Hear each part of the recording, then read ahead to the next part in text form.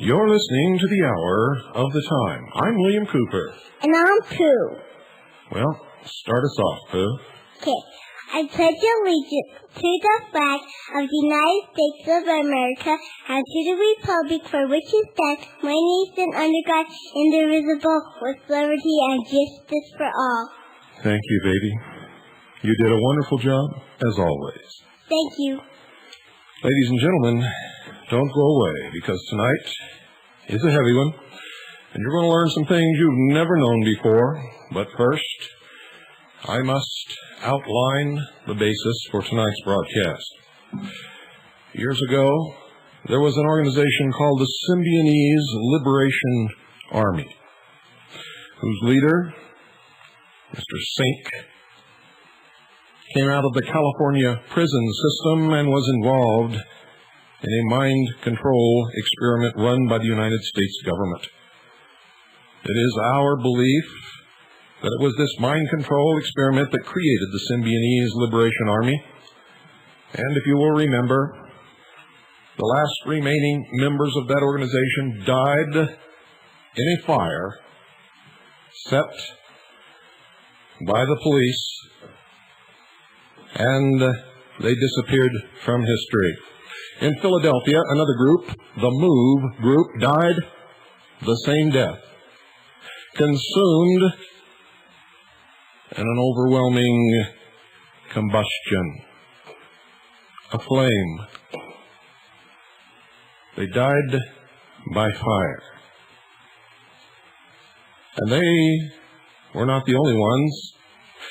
This has an ancient history, for if you go back to the days of the Inquisition, anyone who was considered to be politically incorrect or did not go along with the status quo was again tied to a stake. Faggots were laid around their feet, and they were consumed in a fire, in a flame. It is the history of a specific organization, a specific religious belief that causes these things to happen.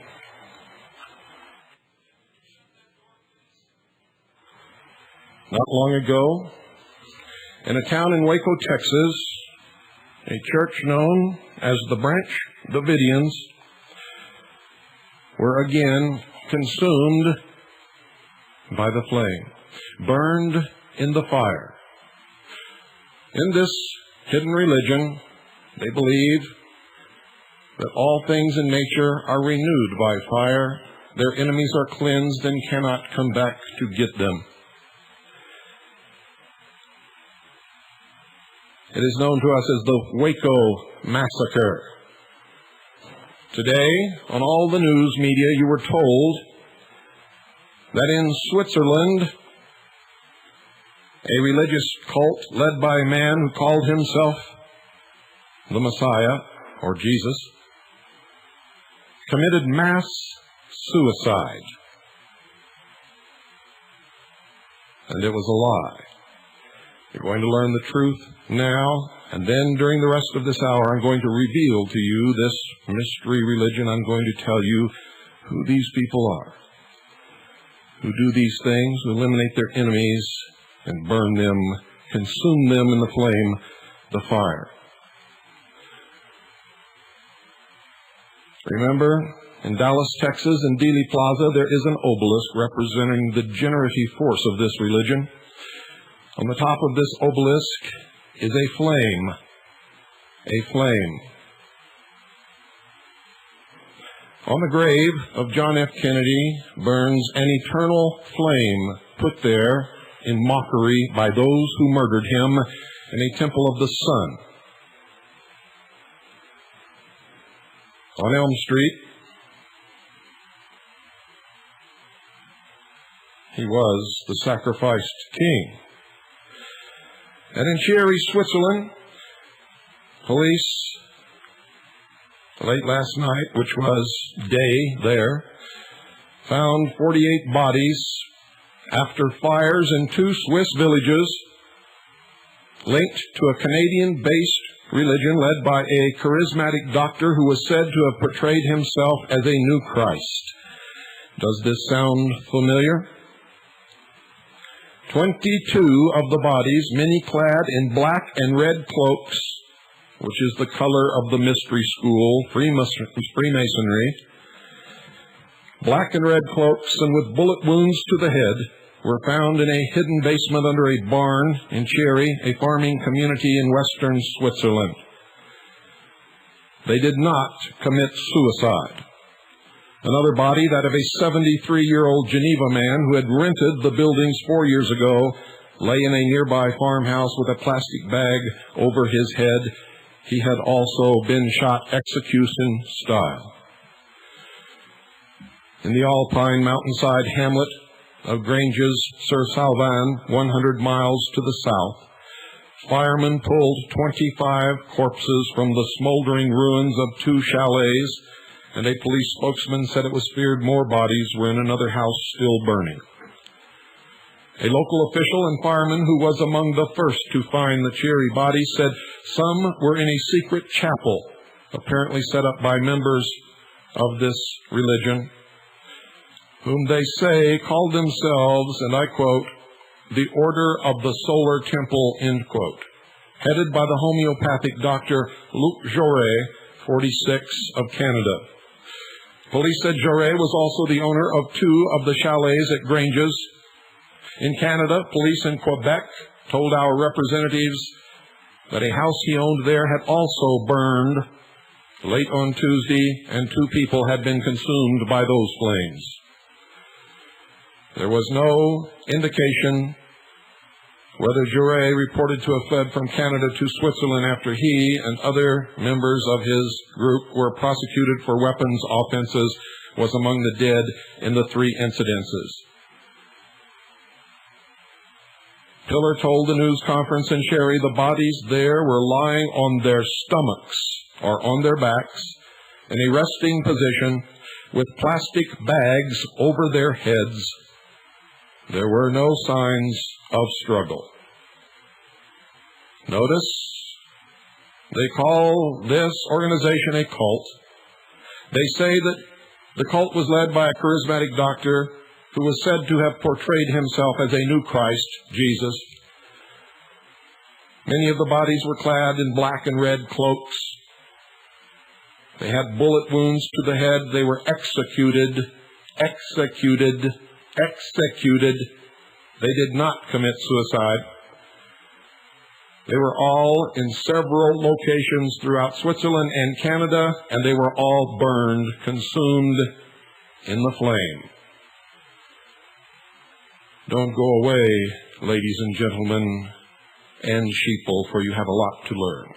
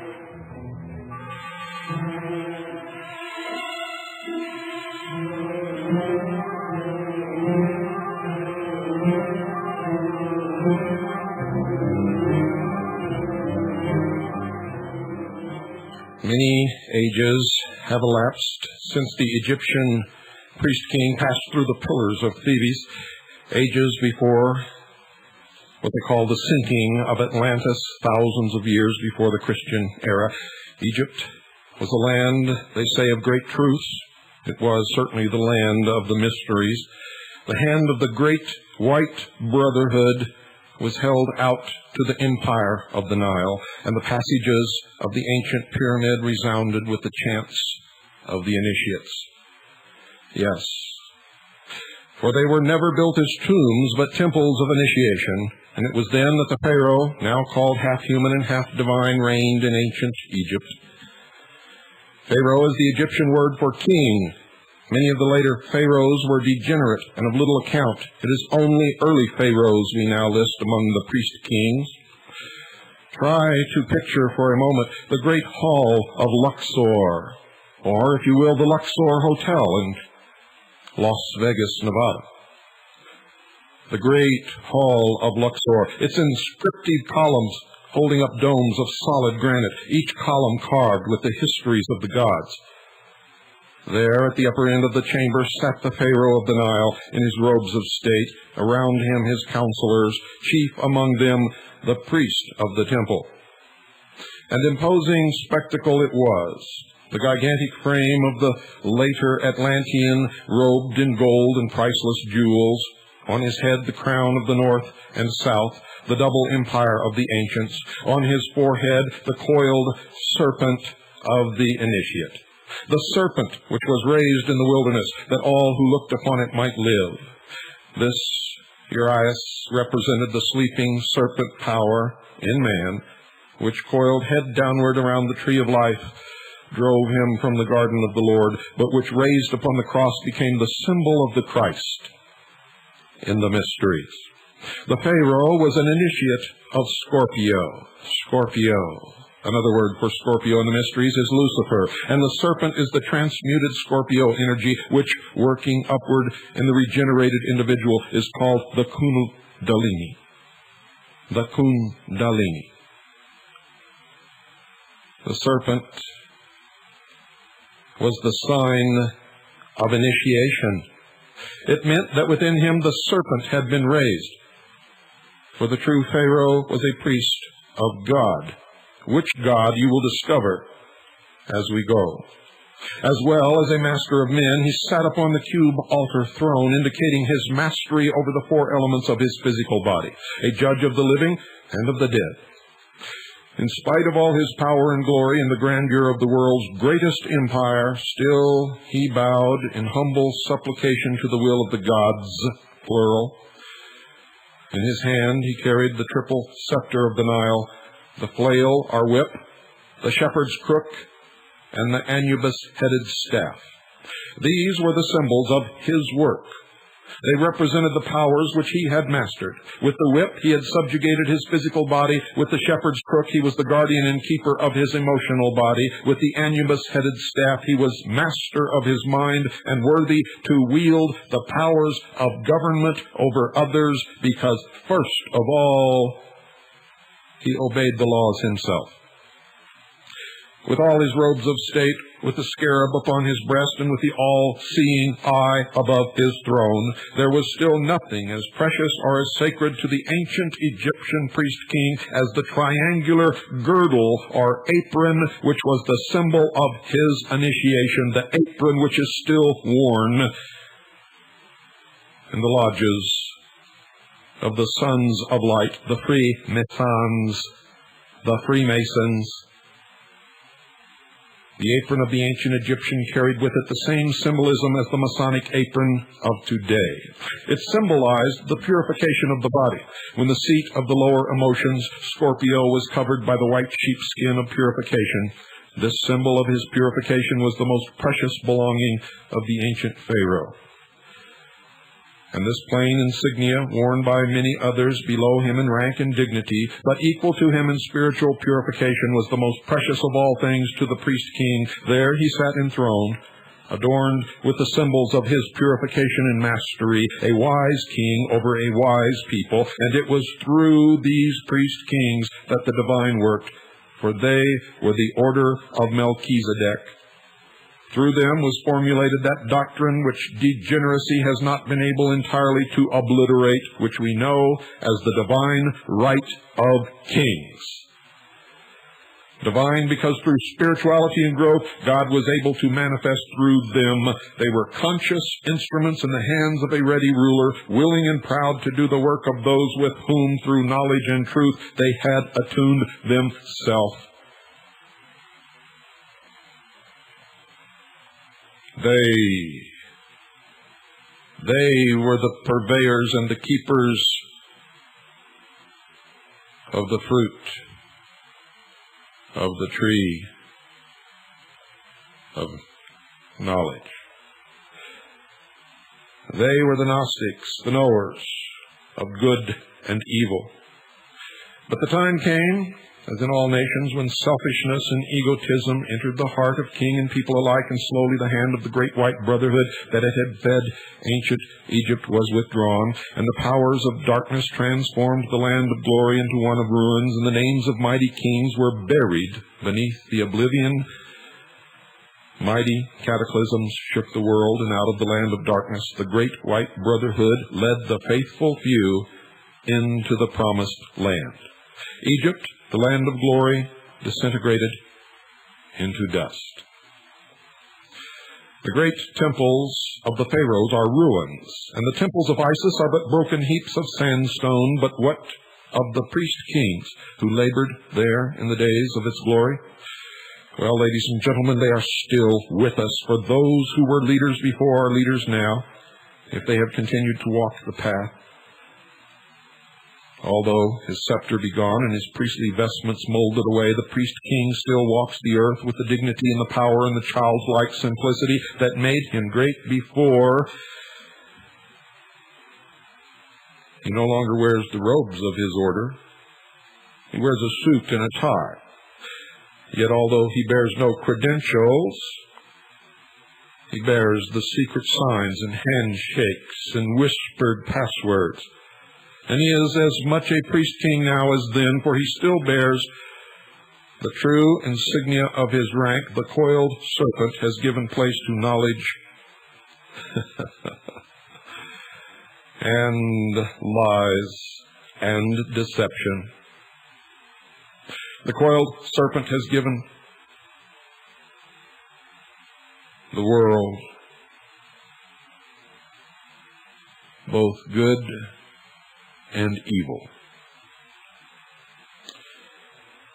The hand that bestowed the riches of the past does very little acts of kindness now.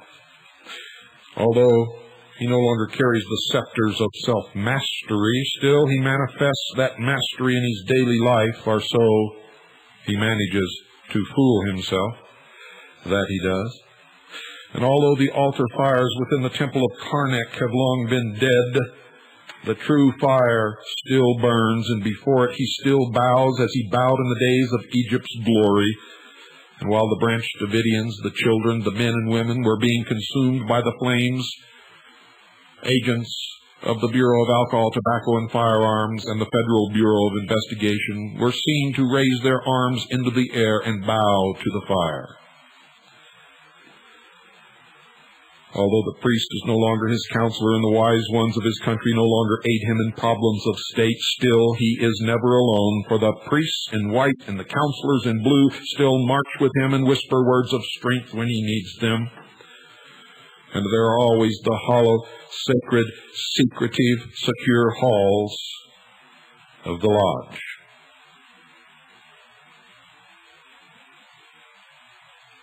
And still in the invisible ether about the pyramids of Giza, the initiations continue.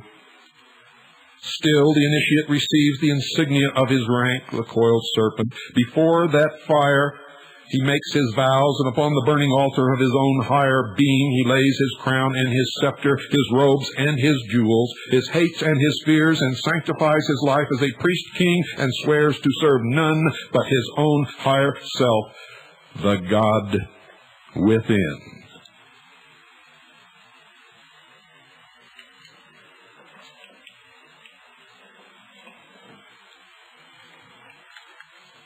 the initiates of the flame. He who lives the life shall know the doctrine.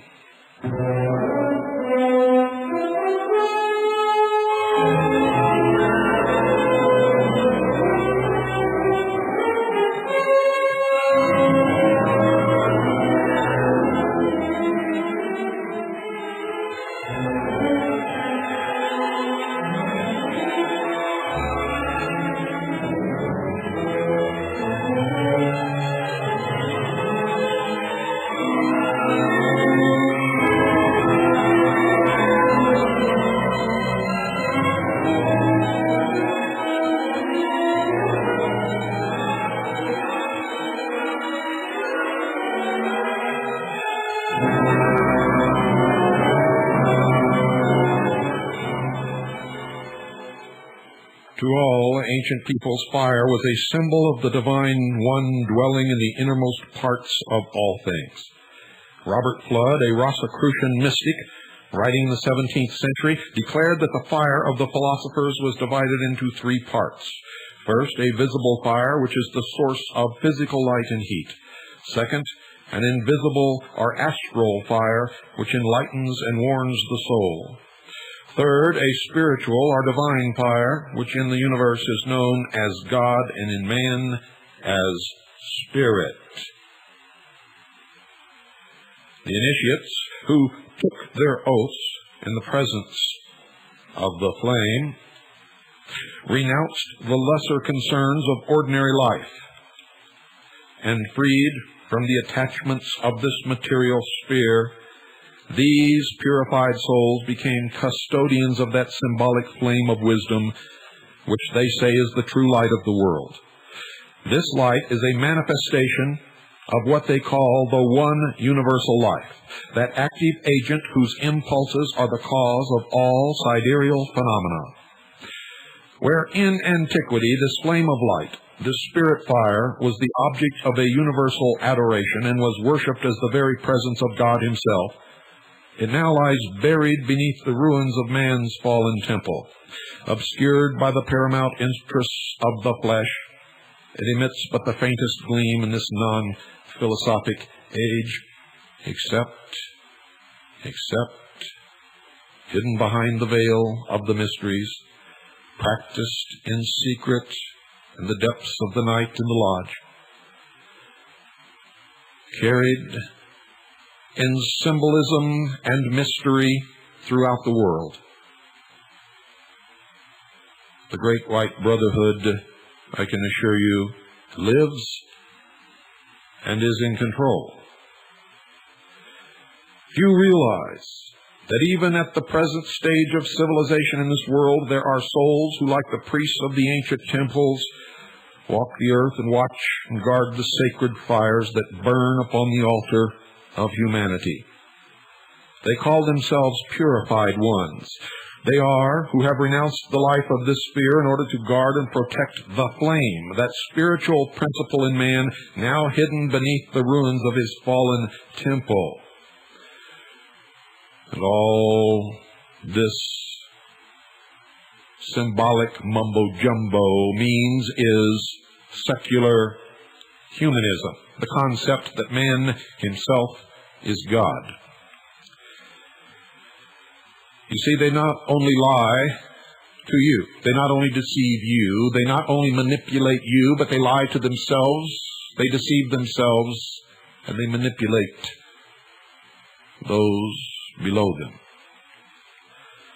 And as we think of the nations that are past, of Greece and Rome and the grandeur that was surely Egypt's, we sigh as we recall the story of their fall, and we watch the nations of today, not knowing which will be the next to draw its shroud around itself and join that great ghostly file of peoples that are dead.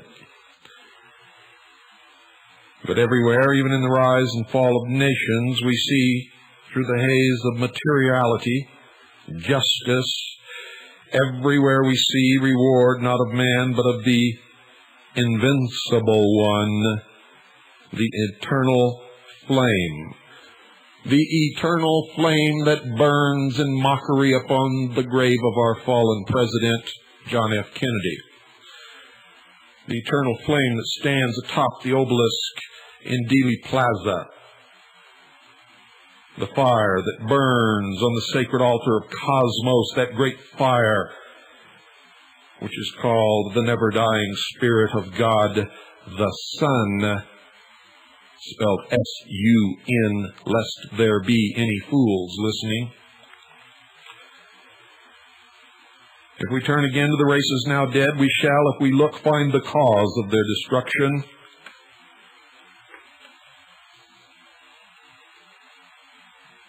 It's not difficult. It was a loss of morality, the disintegration of the family, the proliferation of greed, selfishness amongst those who were supposed to serve the government or the public.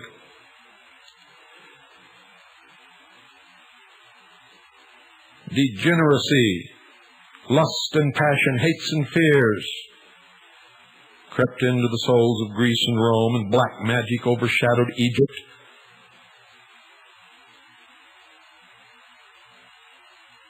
A mighty nation died, buried beneath the dead ashes of its own spiritual fire. But the flame did not die. The flame has never died, like spirit, of which it is the essence. It cannot die, because to the mysteries it is life, and life cannot cease to be.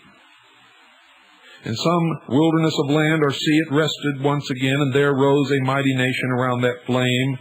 So history goes on through the ages. As long as people are true to the flame, it remains.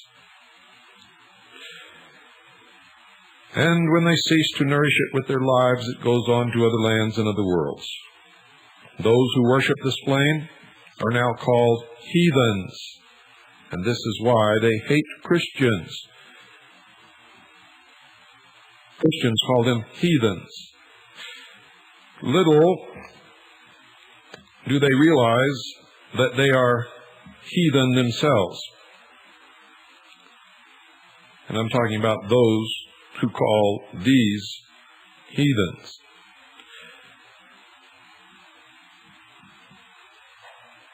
You see, in the mysteries, they claim that they are baptized with the Holy Spirit, which is fire. For fire is light, and the children of the flame are the sons of light, even as God is light. However, ladies and gentlemen, however much it sounds as if they believe the same as you, this, again, is a metaphor for the esoteric truth of what they really believe. For they believe that the God of the Bible is an evil God who held man prisoner in the Garden of Eden in the bonds of the chains of ignorance. And that man was set free, given his opportunity by Lucifer through his agent Satan with the gift of intellect. And that Lucifer is the God of light, not Jesus Christ, who said, I am the way, the truth, and the light.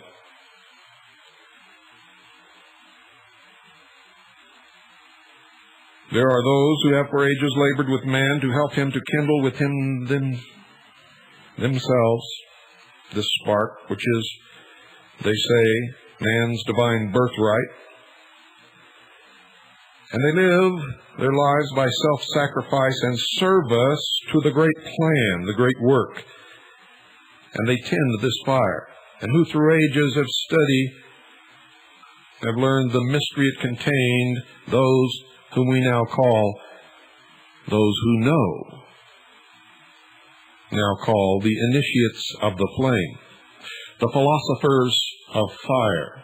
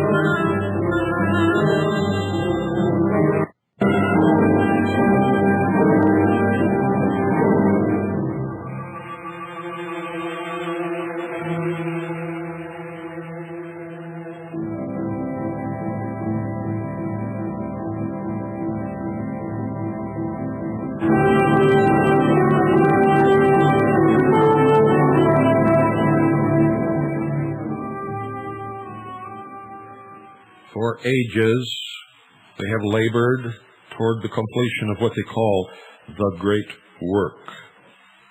The plan, it's also called. And they've labored with man to help him to uncover what they call the light within himself. And on the pages of history throughout the ages, they have left their seal, the seal of fire. Unhonored and unsung, they have labored, and now their lives are used as fairy stories to amuse children. And you've all taken your children to see these fairy stories, most of them put on the screen by Walt Disney. But the time will yet come when the world shall know the work they did, and I can assure you that's not far off unless you awaken from your slumber. And you must realize that our present civilization is raised upon the shoulders of these mighty demigods of the past. You see, we stand as Faust stood with all our lore, fools no wiser than before, because we refuse to take the truths of the world, walk out of fantasy land, and live our lives according to what is right and what is true.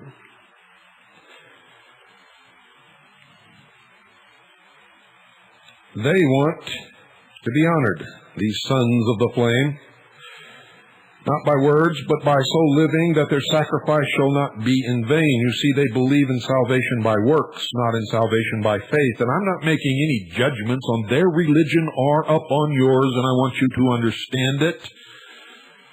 I am a true constitutionalist. I believe that everyone has the right, protected by the Constitution and the Bill of Rights, to worship at whatever altar they choose. I have no qualms with that. The problem I have with these people is that they lie, and they deceive, and they manipulate, and they have done so throughout history.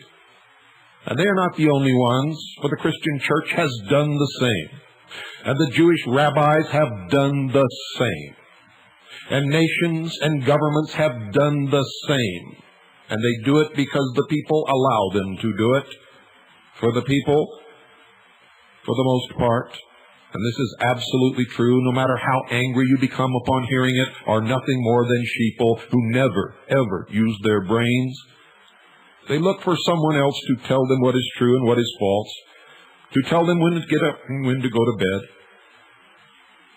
They look with envy upon the person who has elevated themselves to a position of ownership, who have, through sweat and labor and toil and study, started a business that has succeeded, and because they cannot or will not use their brains, they must work for this person, and so they hate him. Sheeple. In the mysteries, this phrase is used. A nation or world of people who will not use their intelligence are no better than animals who do not have intelligence. Such people are beasts of burden and stakes on the table by choice and consent. And you can take that to the bank.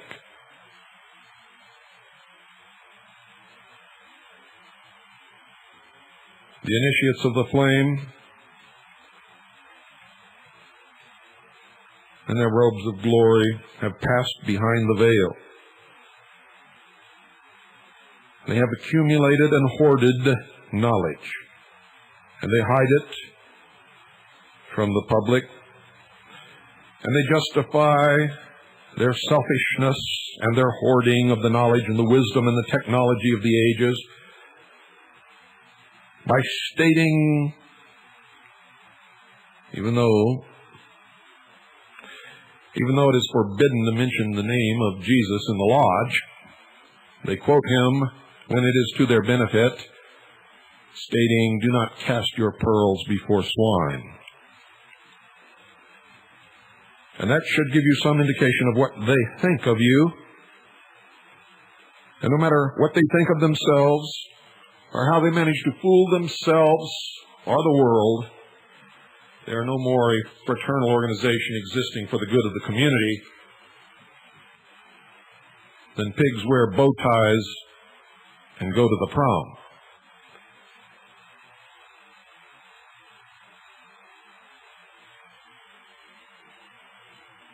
For anyone who practices the lies and deceit that these men do,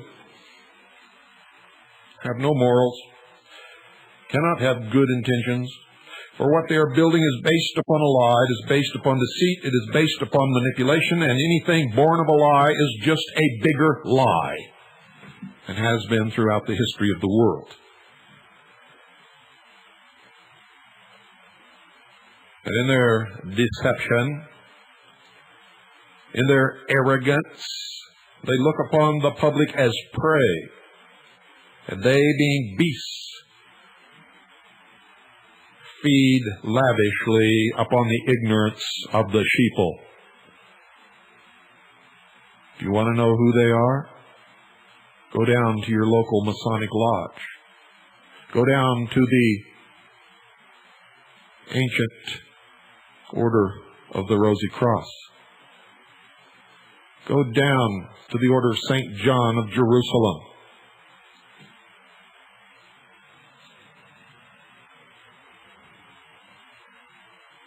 Nothing good is veiled in secrecy ever. For nothing good ever has to be. No one engaged in truth and goodness ever hides behind a lie. If you want to see who they are, watch who enters the portals of the Council on Foreign Relations and the Trilateral Commission.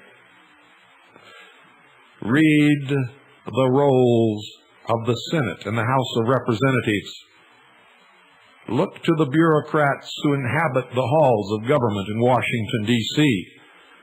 Look to the upper echelons of the military services of the United States of America, the colonels and generals who have sold this nation out to a new world order, a one-world totalitarian socialist government under the United Nations.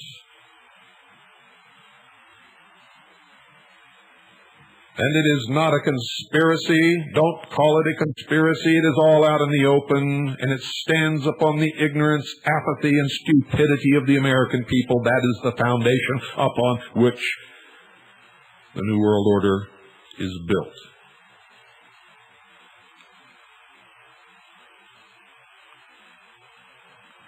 Let us watch these mighty ones as they pass by. First, Orpheus playing upon the seven-stringed lyre of his own being, the music of the spheres. Then Hermes, the thrice greatest, with his emerald tablet of divine revelation. Through the shades of the past, we dimly see Krishna, the illuminated, who on the battlefield of life taught man the mysteries of his own soul. Then we see the sublime Buddha, his yellow robe not half so glorious as the heart it covered, and our own dear master, the man Jesus, his head surrounded with a halo of golden flame, and his brow serene with the calm of mastery. Then Mohammed, Zoroaster, Confucius, Odin, and Moses, and others no less worthy, pass by before the eyes of the student, the initiate. For in the mysteries they claim that these were the sons of flame. From the flame they came, and to the flame they have returned. To us they beckon and bid us in our robes of self-earned glory to join them and serve the flame they love. A direct quote.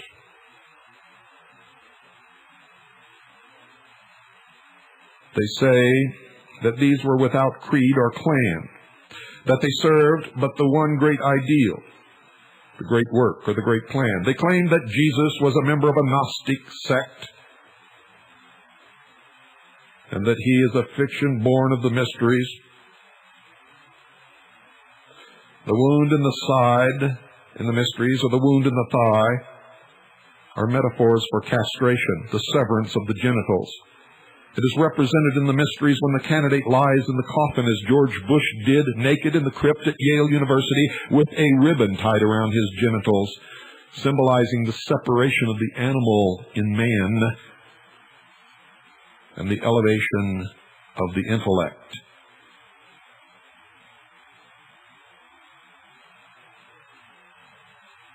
The same with Parsifal. In the end of the tale, the search for the Holy Grail, after he had achieved his goal, after he had finally obtained the Grail, he lay in bed with a woman who tried her best to coax him into making love to her, and he said, "I cannot, for I have a wound in the side." In the mysteries, you have to understand, ladies and gentlemen, that in history, the Holy Grail never existed until the tales sprang up with the bards of Europe from the halls of the Templars. And wandering minstrels sang these stories of this Holy Grail in the Celtic kingdoms.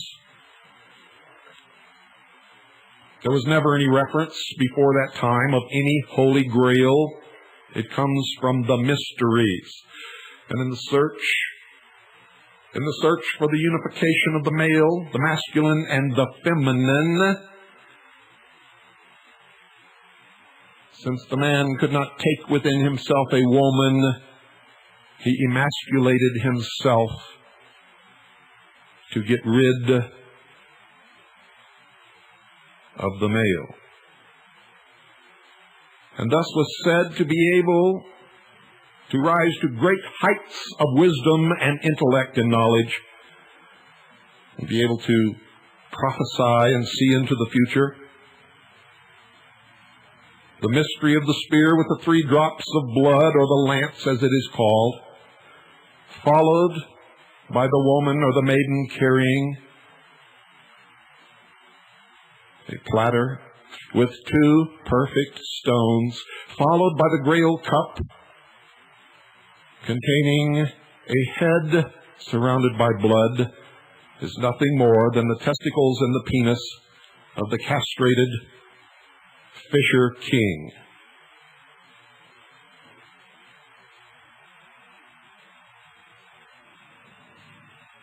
I have discovered the origin and the meaning of this myth, and I've just revealed it to you. You do not have to look any further. It was never Christ's cup that he drank out of at the Last Supper, although the Grail can be whatever those who seek it wish it to be. In the halls of those who invented it, and in the halls of those who sang its glories, it is and has always been what I have just revealed to you. A shallow, oblong dish.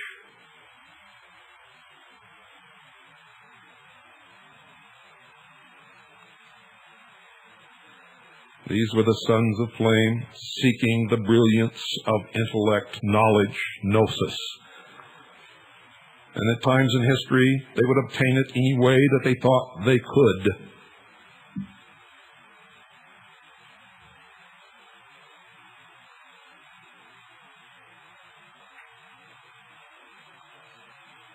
I have always tried to show you this thread, this great thread of living fire that winds in and out through all religions and binds them together with a mutual ideal and mutual needs. In the story of the Grail and the legends of King Arthur, we find that thread wound around the table of the king in the temple of Mount Salvart. The same thread of life that passes through the roses of the Rosicrucians winds among the petals of the lotus and among the temple pillars of Luxor, and through the outer courtyard and the hidden depths of the Vatican. There is but one religion in all the world, known to all the priests of all the religions, no matter what they are, and that is the worship of the spiritual flame of the universe. Under many names he is known in all lands, but as Ishwari or Ammon or God or Lucifer, he is the same, the creator of the universe, and fire is his universal symbol. But if you are not of the priesthood, You are told many different things and you believe many different things, none of them believed by the minister or the priest that stands upon the pulpit and preaches out at you the deception and the lies which cause you to put your additional tax in the coffers of the priesthood and to be manipulated by these lies repeatedly, minute by minute, hour by hour, day by day, week by week, month by month, year by year, down through the history, through the ages, through the centuries, through the millennium. The sheep are led to the pens where they are sheared and then led to the slaughterhouse where they are slaughtered. All the while watched over by a benevolent shepherd who is seen as a good, wonderful, necessary ingredient in this great cosmic comedy that it seems man will never come out of. And this is Mystery Babylon.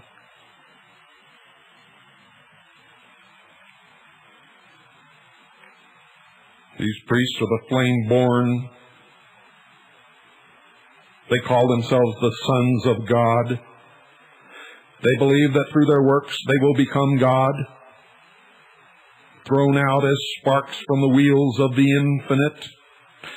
And around the flame they have built forms which have hidden their light, the mysteries, the symbology, the veil. But as students or initiates, they are increasing the light of their religion by what you perceive to be love and service, until you shall again proclaim them the sons of the eternal, the shepherd kings, and you shall bleat as sheep and bow to them, and they will rule you, and they will guarantee you a job, and they will give you food, and they will entertain you, and they will create great circuses for your benefit,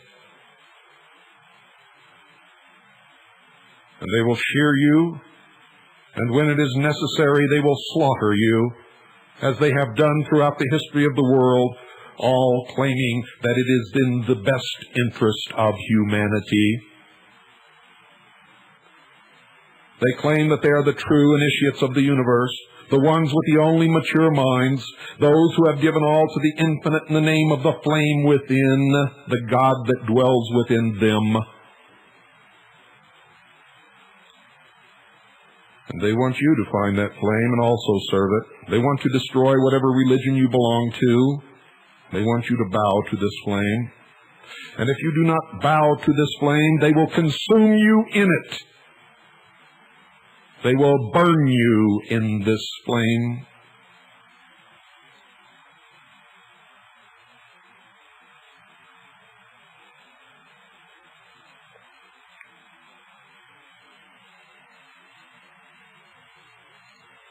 And you had better awaken to this fact.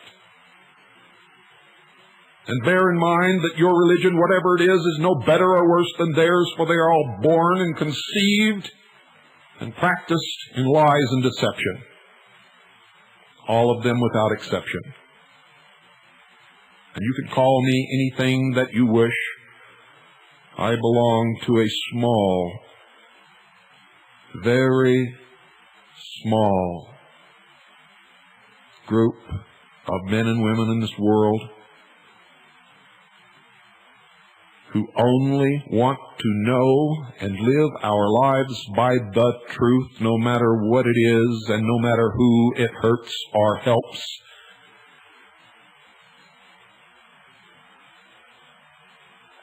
And I have told you over and over and over again that I am a messenger.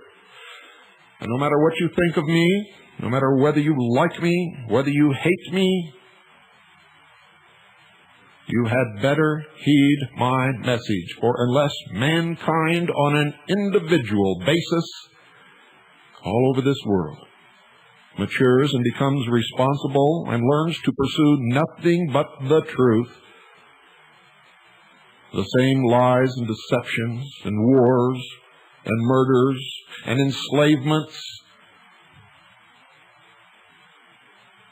and thefts will continue into the future as far as you can imagine. And that is the legacy that you will leave to your children and their children, your progeny. Our forefathers set up this nation to give us a chance to be free and responsible and to make it work. They have not betrayed us. We have betrayed them. You can blame anybody you want for what is happening in this nation today or around the world. But I can assure you, ladies and gentlemen, whoever you are, wherever you are,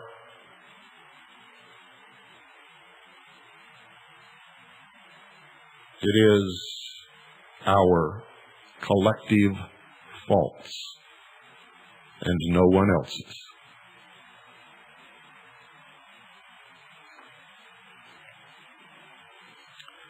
No one else's.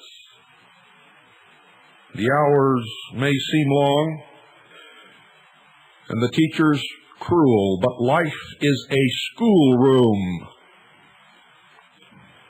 And each of us must walk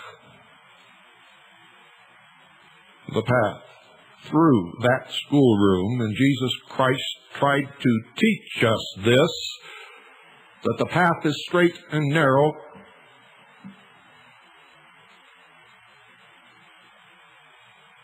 and the gate is narrow. Straight is the way and narrow is the gate, he said, and few will ever make it through. Only those ready to go onward are those who have passed through this great school of life and who have learned something from it. Most people live each day of their life and learn nothing, absolutely nothing. They discuss nothing. They attribute great importance to nothing. They sit and watch television and ignore that which should mean the most to them. And they amount to nothing. And they create nothing. And indeed, because of all of this, they are nothing.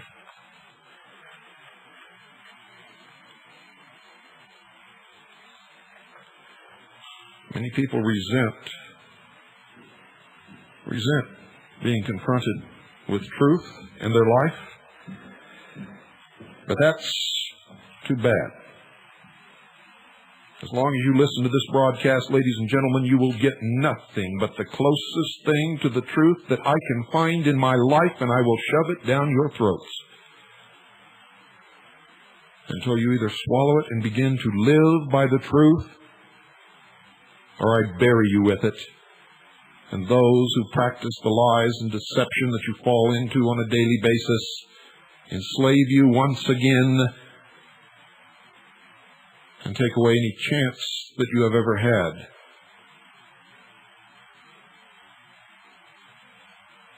And that is the ultimate truth with which you are faced today, this minute, this hour, and that above all else you had better understand.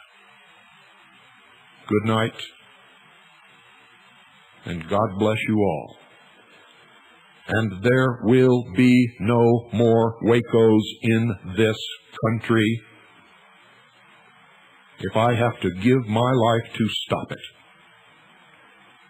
And if you care about anything in this entire universe, you had better be there with me.